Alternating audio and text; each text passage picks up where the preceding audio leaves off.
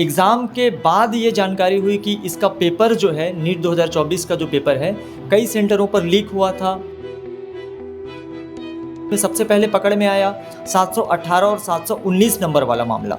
तो इतना बड़ा एग्ज़ाम जो हर साल होता है, जिसके लिए बच्चे इतना मेहनत करते हैं, उन पे इतना प्रेशर होता है, क्या लगता है कि कैसे सुरक्षा? जो रिकॉर्डेड OMR जो उन्होंने अपलोड किया हुआ है और जो उनके आंसर की है उनसे वो मैच कर रहे हैं। 648 मार्क्स आ रहे हैं पर स्कोर कार्ड में 596 है। जहाँ पे अनियमितता हुई है उसके आधार पे अपने मनचाहे छात्रों को ग्रेस मार्क्स देकर ऐसे मेडिकल कॉलेजेस में अयोग्य व्यक्तियों को मत भेजिए। कि जो बच्चे हैं इस रिजल्ट को देख के उनकी मेंटल जो स्थिति है वो काफ़ी ज़्यादा गंभीर है। हम सारे कोचिंग सेंटरों ने मिलकर डिसाइड किया है कि हम प्रोटेस्ट करेंगे, बच्चों का हम साथ देंगे, क्योंकि सारे बच्चे इससे निराश हैं। भिलाई को एजुकेशन हब कहा जाता है और जब किसी एग्ज़ाम में घोटाला हो जाता है, स्कैम हो जाता है, तो वही एजुकेशन हब बढ़ चढ़कर न्याय की मांग भी करता है। हाल ही में ही नीट का जो रिज़ल्ट है वो डिक्लेयर किया गया 4 जून को बिना किसी नोटिफिकेशन के, जो कि रिज़ल्ट जो है 14 जून को डिक्लेयर होने वाला था, मगर 4 जून को अचानक से बिना किसी नोटिफिकेशन के डिक्लेयर कर दिया गया। इसके बाद से नीट एग्ज़ाम के रिज़ल्ट को लेकर और एंटी संस्थान को लेकर लगातार कंट्रोवर्सी जो है की जा रही है, लगातार वो विवाद के घेरे में है और रिज़ल्ट जो है उस पर शक किया जा रहा है कि उस रिज़ल्ट में घोटाला किया गया है। जितने भी इसमें कट ऑफ आए हैं, जितने भी उसमें नंबर्स मिले हैं, वैसा पॉसिबल बिल्कुल भी नहीं हो सकता है। इस प्रकार की कई सारी बातें की जा रही हैं, ट्विटर पे ट्रेंड चल रहा है और पूरे सोशल मीडिया में ये मुख्य विषय बना हुआ है। तो इसी विषय को लेकर इस वक्त जो मैं सेक्टर 10 के जोनल मार्केट में मौजूद हूँ, जहाँ पर तमाम कोचिंग संस्थान है, जहाँ पर स्टूडेंट जो है नीट की एग्ज़ाम की तैयारी के लिए भिलाई शहर में अलग अलग जगह से आते हैं। तो यहाँ पर एक एकेडमी है, RX एकेडमी, वहाँ पर कुछ टीचर्स हैं जिन्होंने ये कहा है कि हम इस मुद्दे को लेकर प्रोटेस्ट कर रहे हैं, क्योंकि अगर इसके खिलाफ़ आवाज़ नहीं उठाई जाएगी तो लाखों बच्चों का जो जीवन है वो दांव पर लग सकता है। इसीलिए उन्होंने कोशिश की कि सारे कोचिंग संस्थानों के साथ मिलकर एक प्रोटेस्ट किया जाए, जो कि कल होने वाला है। और इस विषय में क्या कुछ और जानकारी है और इस मुद्दे को लेकर क्या गंभीरता बनी हुई है, आइए उनसे जाकर बातचीत करते हैं और इस विषय को समझते हैं। तो अभी इस वक्त हमारे साथ कोचिंग के टीचर्स हैं, RS एकेडमी इस कोचिंग का नाम है, और यहाँ पर वो सारे विद्यार्थी जो इस बार नीट के एग्ज़ाम दिए हैं और इनके रिज़ल्ट आने के बाद जो कुछ मैंने अभी आपको थोड़ी देर पहले बताया था, उस सभी विषयों पर अभी विस्तार से बातचीत की जाएगी कि क्या वो मुख्य बिंदु है जिसको लेकर नीट का एग्ज़ाम इतना ख़राब रहा, NTA संस्था पर जो आरोप लग रहे हैं क्या वो आरोप सही हैं, और NTA संस्था जो उसका रिप्लाई कर रही है वो कितना वाजिब है। इन सभी विषयों पर बात करेंगे और ख़ासकर जो विद्यार्थी नीट का एग्ज़ाम दिए हैं उनकी क्या स्थिति है वो टीचर ही बता पाएंगे। तो पहले उनसे बात करते हैं। सर नमस्कार, क्या नाम है आपका? और मैं डॉक्टर मनीष जायसवाल। और अभी इस साल जो नीट 2024 का एग्ज़ाम है ये शुरुआत से ही विवादों के घेरे में रहा है जी। एक तो सबसे पहले जिस दिन एग्ज़ाम ऑर्गेनाइज़ किया गया तो भारत के कई सारे राज्यों में अलग अलग सेंटर्स में अनियमितताएं हुई, जिसको इस एग्ज़ाम को ऑर्गेनाइज़ कराने वाली जो संस्था है नेशनल टेस्टिंग एजेंसी, उन्होंने पूरी तरह से लीपापोती करने की कोशिश की। एग्ज़ाम के बाद ये जानकारी हुई कि इसका पेपर जो है नीट 2024 का जो पेपर है कई सेंटरों पर लीक हुआ था, अलग अलग राज्यों में पेपर लीक हुआ था, जिसके खिलाफ FIR भी कराया गया, NTA को सूचित भी किया गया। तो इन दोनों बातों को नेशनल टेस्टिंग एजेंसी ने दबा दिया। बात आई गई हो गई। अभी कुछ दिन पहले जिस दिन इलेक्शन के रिज़ल्ट आए 4 जून को, एक्चुअल में नीट के एग्ज़ाम का रिज़ल्ट 14 जून को आना था, लेकिन अचानक से ही बिना किसी प्रायर नोटिफिकेशन के इन्होंने रिज़ल्ट घोषित किया, ताकि देश की जो मीडिया है जो अपना ध्यान अभी इलेक्शन के रिज़ल्ट पे एंगेज है तो कोई इस पर ध्यान न दे। और रिज़ल्ट भी बहुत ही अनएक्सपेक्टेड रहा, जो किसी ने उम्मीद नहीं की थी। अगर इसको आप देखेंगे रिज़ल्ट को तो शुरुआत में तो लोगों ने ध्यान नहीं दिया, लेकिन जैसे जैसे रिज़ल्ट और सामने आते गए, जिसमें सबसे पहले पकड़ में आया 718 और 719 नंबर वाला मामला, तो इसका भी क्लेरिफिकेशन NTA ने बहुत ही गलत तरीके से दिया कि 2018 के क्लैट के एक नियम के आधार पर कुछ बच्चों को ग्रेस मार्क्स दिया गया है। तब तक ये मामला पूरे देश में फैल चुका था, नेशनल मीडिया इस पे ध्यान जा चुकी थी। अब सभी लोगों के नज़र में आने के बाद और भी बच्चे सामने आने लगे जिनके साथ मार्क्स में अनियमितता किया गया है, और इस तरीके से कट ऑफ मार्क्स जो कि उम्मीद से कहीं ज़्यादा हर राज्य में, चाहे वो आप नेशनल ऑल इंडिया रैंक का कट ऑफ देखें या स्टेट का कट ऑफ देखें, बहुत ज़्यादा बढ़ गया है। तो कहीं ना कहीं इसके पीछे धांधली की बदबू आती है, और स्पष्ट है, ये पूरे देश को दिख रहा है, सब बच्चों को दिख रहा है, सभी पेरेंट्स को दिख रहा है। अब पता नहीं क्यों ये सेंट्रल गवर्नमेंट को या जो ऑफिशियल है NTA के उनको दिखाई नहीं दे रहा है। आज भी अगर आप देखेंगे तो NTA के वेबसाइट में इन्होंने हर उस मामले को दबाने की कोशिश की है और उसके पीछे अपने लॉजिक रखे हैं, जो कि हमारे या पेरेंट्स के या बच्चों के समझ के बाहर है।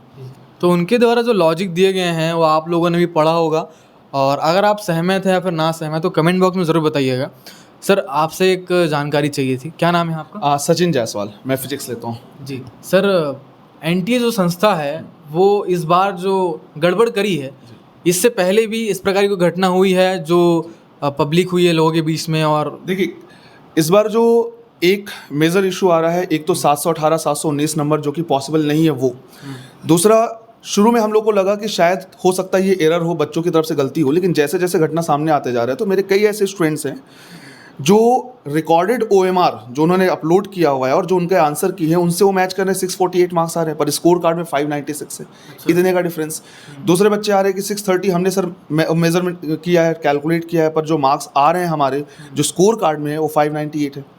अब इससे दिक्कत ये हो रही है कि ऐसा बच्चा जो मान लीजिए सेलेक्ट नहीं होता और उसके मार्क्स ऊपर या नीचे हुए तो उससे उसको फर्क नहीं पड़ेगा, लेकिन छत्तीसगढ़ में हमको पता है कि कट ऑफ या 648 मार्क्स पे JNM मिल जाता। अगर वो 598 है तो इस बार के मार्क्स में पता नहीं अब उसको कॉलेज मिलेगा या नहीं मिलेगा, शायद नीचे आए। ऐसा भी हो सकता है कि जो कट ऑफ के ऊपर हो, जो उसको कॉलेज मिलने वाला हो, स्कोर कार्ड में गड़बड़ी की वजह से मार्क्स बहुत कम आ जाए। तो इन सब की वजह से हमारी डिमांड ये है कि एक बार तो इसको रीनीट वापस से करवाया जाए, कैलकुलेट करवाया जाए। ये पहले भी हो चुका है, जैसा आपने पूछा 2015-16 के टाइम पे रीनीट करवाया गया था, वापस से करवाया गया था कैंसिल करके पेपर। और कोरोना के टाइम पे कोरोना केसेस बढ़ने की वजह से जो एग्ज़ाम प्रॉपर मई में होना चाहिए था वो अगस्त सितंबर में भी गया है। तो अगर NTA कहती है कि नहीं बहुत लेट हो चुका है, वापस नहीं करवाया जाएगा, तो ऐसा नहीं है, अभी भी ये चीज़ है, पहले भी ये करवाया हुआ है, उसके बेसिस पर हम ये मान सकते हैं कि वापस से करवाया जा सकता है। अगर टाइम का इशू है वो भी नहीं, कोरोना के टाइम पे अगर सितंबर में हो सकता तो अभी भी जून चल रहा है, पूरा अगस्त है, पूरा सितंबर है, जुलाई है पूरा भी। सर आपका नाम? जी, मैं रोहित कुमार, केमिस्ट्री फैकल्टी। और जैसा कि सर लोगों ने आपको बताया कि कैसे NTA ने अनियमितताएँ की हैं, घोटाले किए, जैसे कि एक स्कैम माना भी जा रहा है और सच में वो लग भी रहा है, जैसे जैसे उनके बयान आ रहे हैं और सारी चीज़ें देखने को मिल रही हैं। सबसे पहले तो रिजल्ट ही संदिग्ध के घेरे में, पूरा का पूरा रिजल्ट ही बहुत ही गलत तरीके से इन्होंने रिलीज़ किया है। कोई प्रेस कॉन्फ्रेंस नहीं, कोई प्रेस रिलीज नहीं, इसके लिए कोई प्रियोर नोटिफिकेशन नहीं। जिस दिन पूरा नेशनल मीडिया इलेक्शन में बिजी है उसी दिन 4 जून को इन्होंने विदाउट एनी नोटिफिकेशन रिजल्ट जारी कर दिया, जबकि ऑफिशियल डेट प्रॉस्पेक्टस में जो दिए गई है इन्फॉर्मेशन बुलेटिन में वो 14 जून की। हम लोग भी सभी लोग 14 जून का बहुत अच्छे से इंतज़ार कर रहे थे, पर पहले से इन्होंने रिजल्ट डिक्लेयर कर दिया। इसके लिए हम लोग मान रहे हैं कि बहुत ही बड़ा इसमें एक अनियमितता की गई है, जिसकी हम एक नए सिरे से जांच करने की मांग रख रहे हैं। और हम चाहते हैं कि ये फिर से रीनीट कराया जाए, इस रिजल्ट को पूरा कैंसिल करके नया फिर से एक एग्ज़ाम के लिए नोटिफिकेशन जनरेट किया जाए। और हमारा और भी मानना है कि जो बच्चे हैं इस रिजल्ट को देख के उनकी मेंटल जो स्थिति है वो काफ़ी ज़्यादा गंभीर है। उनके बच्चों के हमको प्रेशर आ रहे हैं, उनका बहुत ज़्यादा मेंटल लेवल प्रॉब्लम में है और वो ऐसी बात बोल रहे हैं जिससे हम लोग भी बहुत ज़्यादा डरे हुए हैं। इसके लिए हम बच्चों का पूरा सपोर्ट कर रहे हैं, उनके पेरेंट्स को समझा रहे हैं, बच्चों को ध्यान रखने के लिए उनका बोला जा रहा है। और हम चाहते हैं कि बच्चों के साथ पूरा न्याय हो, इसके लिए NTA पूरा बिल्कुल क्लैरिफाई करे। और हम चाहते हैं कि इसके लिए ज़रूर न्याय मिलना चाहिए बच्चों को, पूरा का पूरा हमारी तरफ से सपोर्ट है और हम आगे भी इसको पूरा सपोर्ट बना के रखेंगे। सर मनीष सर, जो है अभी जो प्रोटेस्ट कल आप लोग करने वाले हो उसमें भिलाई के सारे कोचिंग सेंटर जो साथ है, और बच्चों का क्या रिएक्शन है इस प्रकार की जो खबरें सामने आई हैं? देखिए, इस प्रकार की खबरों से हम सारे कोचिंग सेंटरों ने मिल के डिसाइड किया है कि हम प्रोटेस्ट करेंगे, बच्चों का हम साथ देंगे, क्योंकि सारे बच्चे इससे निराश हैं। जो बच्चे नीट 2025 की तैयारी कर रहे हैं उनको भी कहीं न कहीं इस बात का डर है कि ये घटना दोबारा उनके साथ हो सकती है। तो हमारी कुछ मांगे हैं, सरकार से मांगे हैं, NTA से मांगे हैं। सबसे पहले तो इतनी भ्रष्टाचार करने के कारण NTA को या तो भंग कर दिया जाए और इस एग्ज़ाम को ऑर्गेनाइज करने के लिए किसी दूसरी संस्था को अपॉइंट किया जाए। दूसरी बात, यदि अनियमितता हुई है तो जैसा सर ने कहा कि जिस सेंटर में अनियमितता हुई है वहाँ के बच्चों का रीनीट एग्ज़ाम लीजिए, क्योंकि बिना किसी राजनीतिक संरक्षण के इतना बड़ा घोटाला नहीं किया जा सकता।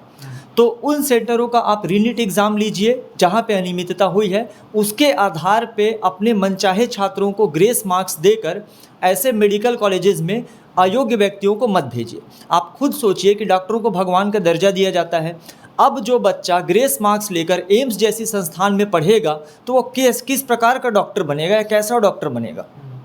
तीसरी मांग हमारी ये है कि यदि आप रीनीट पूरे देश के लिए नहीं करा सकते तो सबसे पहले तो इस रिज़ल्ट को कैंसिल करिए और एक फेयर रिज़ल्ट जारी करिए जो स्पष्ट हो, हमारे भी समझ में आए, पेरेंट्स के भी समझ में आए और बच्चों के भी समझ में आए। तो इन सब मांगों को लेकर हम कल सिविक सेंटर से एक शांतिपूर्वक कैंडल मार्च करेंगे और अगर हमारी मांगे नहीं मानी गई, हमारी मांगों पे नहीं सुनवाई हुई तो ये आंदोलन ग्राउंड लेवल पे उग्र स्थान लेगा। बिल्कुल। तो जितने भी मुख्य बिंदुओं पर बातचीत की गई वो काफ़ी ज़्यादा वाजिब है और जो बच्चे सामने आकर नहीं बोल पा रहे हैं उनके लिए उनके टीचर जो है वो सामने आकर बोल रहे हैं और कोशिश कर रहे हैं कि उनको भी न्याय मिले। और नीट एग्ज़ाम जिसे काफ़ी टफ़ कहा जाता है और संस्थाएं जो होती है कोशिश करती है कि वो टफ़ रहे, मगर जब बच्चा इतना मेहनत करके पढ़ाई कर उस एग्ज़ाम को देता है और वहाँ हो जाती है धांधली, तब उन बच्चों पर क्या बीतता होगा उसके बारे में भी आपको सोचना बहुत ज़रूरी है। क्योंकि केवल एग्ज़ाम को टफ़ कर देना ही ज़्यादा ज़रूरी नहीं होता है, उस एग्ज़ाम को अच्छे से करवाना और बच्चे लोगों तक अच्छी तरह से पहुँचाना ये काफ़ी ज़्यादा ज़रूरी है। तो वैसे ही बेरोज़गारी की जो स्थिति है काफ़ी बढ़ी हुई है और बहुत सारे युवा जो है काफ़ी त्रस्त हैं, रोज़गार, बेरोज़गार, पढ़ाई, काफ़ी बोझ के तले दबे हुए हैं। ये आप भी जानते हैं, हम भी जानते हैं। तो इतने बड़े बड़े एग्ज़ाम को काफ़ी ध्यानपूर्वक कराना चाहिए और एनटीए संस्था इसमें क्या कुछ बोलेगी ये भी हम आपको लगातार इसके अपडेट देते रहेंगे। और भिलाई जैसे शहर में इसको एजुकेशन हब कहा जाता है, वहाँ पर प्रोटेस्ट होगा अब नीट के एग्ज़ाम को लेकर, क्या कुछ आगे के अपडेट होंगे, बच्चों के क्या रिएक्शन होंगे वो भी हम आपको लगातार दिखाते रहेंगे। केपी न्यूज़ के साथ लगातार जुड़े रहिए, उसको सब्सक्राइब करिए। धन्यवाद।